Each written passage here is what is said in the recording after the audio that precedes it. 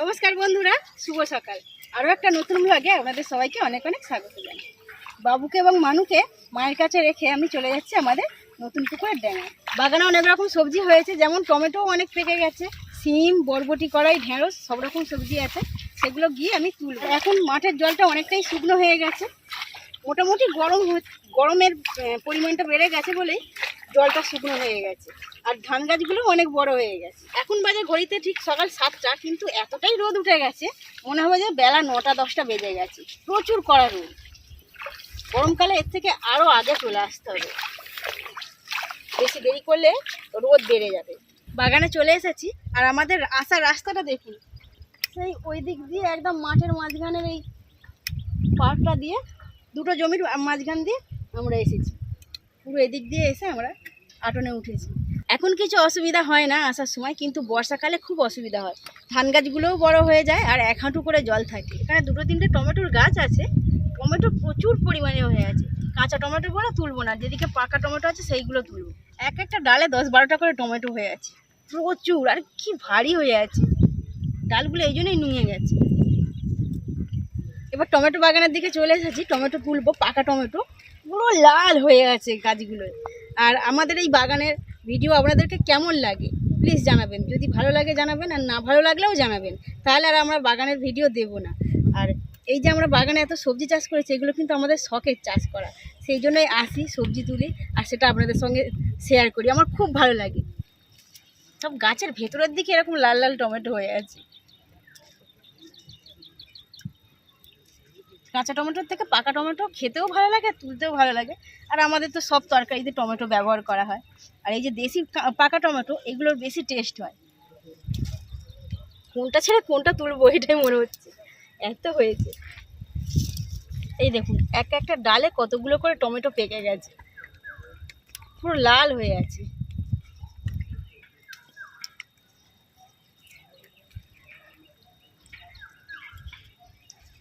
সবজি তুলতে তো খুবই ভালো লাগে, এত কষ্ট করে লাগিয়ে তারপর সবজিগুলো তোলার সময় সত্যি খুব ভালো লাগে।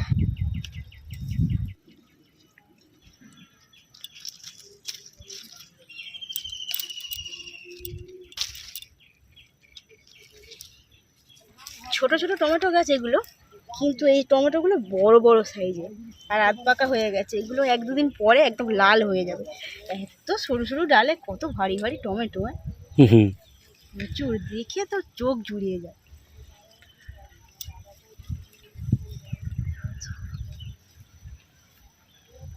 প্রত্যেকটা গাছে টমেটো ভর্তি হয়ে আছে। এইটা দেখো, ওটা তুলো। এটা তুলবো না, থাক থাক থাক। হ্যাঁ থাক, আর একটু পাকুক না। প্রত্যেকদিন এবার আসতে হবে টমেটো তোলার জন্য, প্রচুর ভারী হয়ে যায়। আস্তে আস্তে একদম তুলতে হবে, টমেটো গাছ একটুতেই ভেঙে যায়। নারকুল, কি অবস্থা হয়েছে। তখন ছোট ছোট ছিল, আমি যখন দেখে গিয়েছিলাম। বড় বড় হয়েছে, এর থেকে একটা তুলে নেবো, একটা দুটো তুলে। একটা বড় দেখে তুলে, একটা তুলেছি। আর এই ভেতর দিকে একটা আছে, এটা আরো বড়।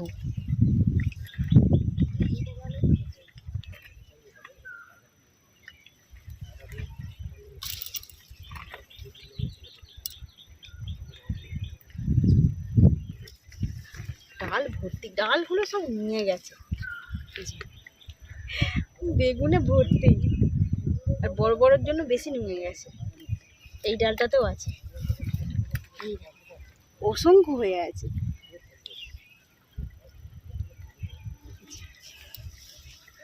দেখতে পাওয়া যাচ্ছে? হ্যাঁ, এই গাছটা একটা, এই বেগুনের কালারগুলো আবার ডিপ ডিপ বেগুনি। সিম তুলবে তো? হ্যাঁ তুলবো তো, প্রচুর সিম হয়ে আছে। টমেটোগুলো এখানে ঢেলে রাখি, সব তো পড়বে না।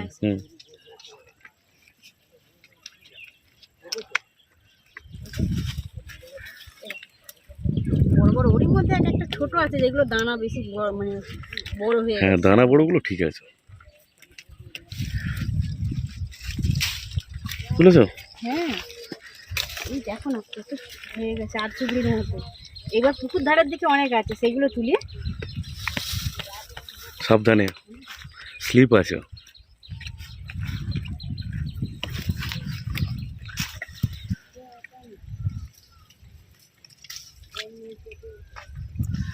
দেখো 1 চুবড়ি হয়ে গেছে। আর তুলবো না, তুলতে হবে না, থাক।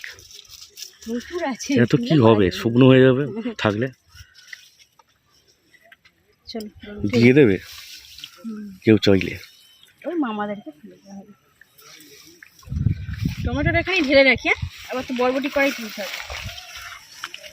এই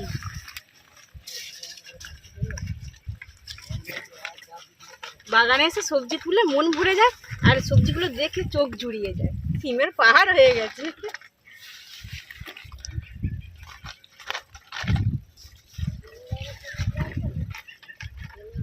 এবার বরবটি করাই তুলবো, তার আগে গাছ দেখুন, পুরো এই দিক থেকে একদম সেই মাথা পর্যন্ত বরবটি কড়াইয়ের গাছ আছে। আর এগুলো ঝাঁটি বরবটি কড়াইয়ের গাছ প্রচুর হয়ে আছে। ছোট গাছ হবে। হ্যাঁ, ঝাঁটি বরবটি তো ছোটই হবে। হুম। আর একটা পাওয়া যায় লতানে, সেগুলো এগুলো অনেক জায়গা লাগে, মাচা করে দিতে হয়।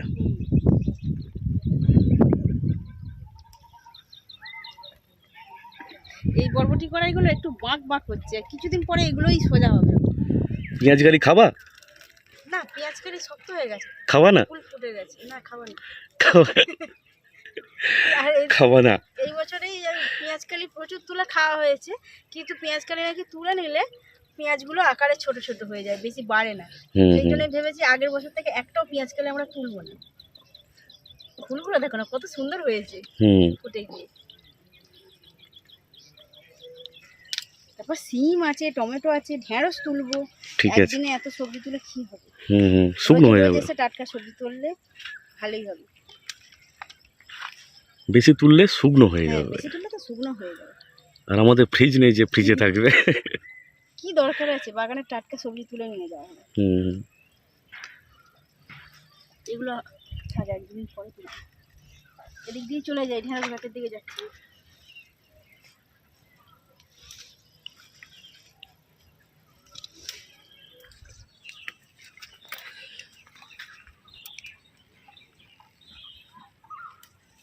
যেখানে একটা বরবটি কড়াইয়ের গাছ ছিল, একটা গাছে এতগুলো কড়াই হয়েছে। চলো, খালি তুলবো না করে বেশ ভালোই তোলা হয়ে যাচ্ছে। এবার ঢেঁড়স গাছটা দেখাই, ঢেঁড়স প্রচুর হয়ে আছে। আর এখন বাজারে ঢেঁড়স কত করে কেজি গো? 200 টাকা। 200 টাকা? হ্যাঁ। যাক, আমাদের যে সবজি হচ্ছে আর কিনতে হবে না। ঢেঁড়সগুলো সব তুলে নিচ্ছি। ঢেঁড়স তো রেখে দিলে আবার পেকে যাবে, খাওয়া যাবে না তখন। সেই জন্য যেসব বড় বড় ঢেঁড়সগুলো আছে সব তুলে নেবে। এই ঢেঁড়স গাছগুলো বাবা একদম শীতকালে দানাগুলো বসিয়েছিল, সেই জন্যই এখন থেকে ঢেঁড়স ফলছে। আবার কিছু কিছু ঢেঁড়স গাছ ওইদিকে লাগিয়েছে। স্নেহার খুব পছন্দের। হ্যাঁ, স্নেহার সব থেকে পছন্দের জিনিস হচ্ছে ঢেঁড়স, মানে সবজির মধ্যে।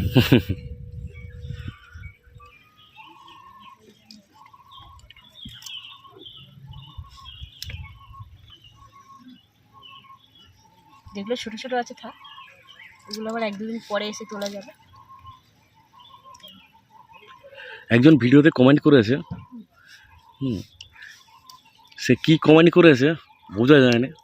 আমি ট্রান্সলেট করে দেখলাম যে তোমাদের ভাষা বুঝতে পারি না, কিন্তু ভিডিও খুব ভালো লাগে।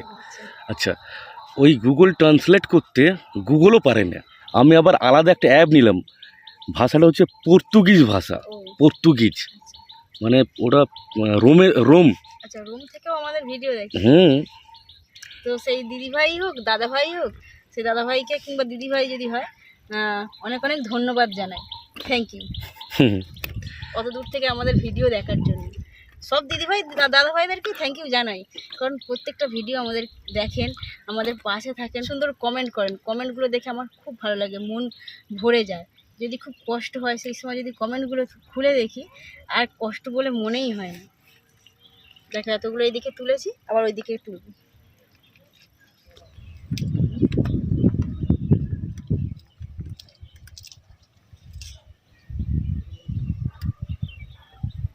দেখো কতগুলো ঢেঁড়স হয়েছে। দেখো এটা দুটো গাছে ঢেঁড়স হুম। হয়েছে। ঢেঁড়স তুললে নানা করে 1 কেজির কাছাকাছি হয়ে যাবে। গা হচ্ছে সোঁয়াগুলোর জন্য। এখন গরমের অনেক বাকি। গরম পড়ার আগে না একটা এখানে একটা কুঁড়ে ঘর বানাবো। চলো চেষ্টা করে দেখবো। কুঁড়ে ঘরে বসতে হবে। হুম। একটু তুমি বসবে? ঘরে যাবে? হ্যাঁ ঘরে একবার যাবো, বড় ডেচকি আনতে হবে, নাহলে এত সবজি নিয়ে যাবো কি করে? ধরবে না। আমি যাবো না তুমি যাবে? আমিই যাচ্ছি। একটু রেস্ট নিয়ে নাও তারপর যাবে, প্রচণ্ড রোদ। বেশি দেরি করলে আমার হবে না। হুম।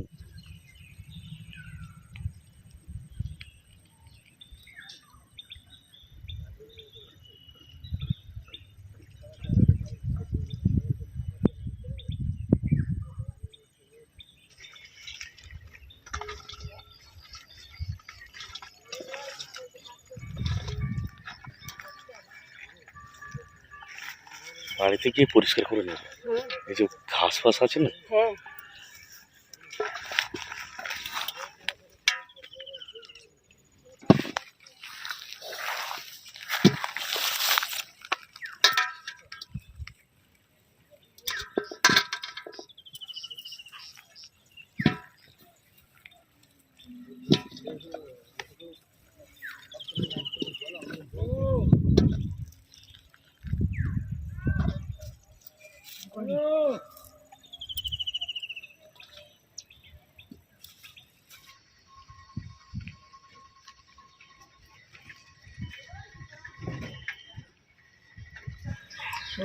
সবজি হয়েছে, তুলে তুলে আর পারিনি মুড়ে, এত সিম নিয়ে গিয়ে কি হবে?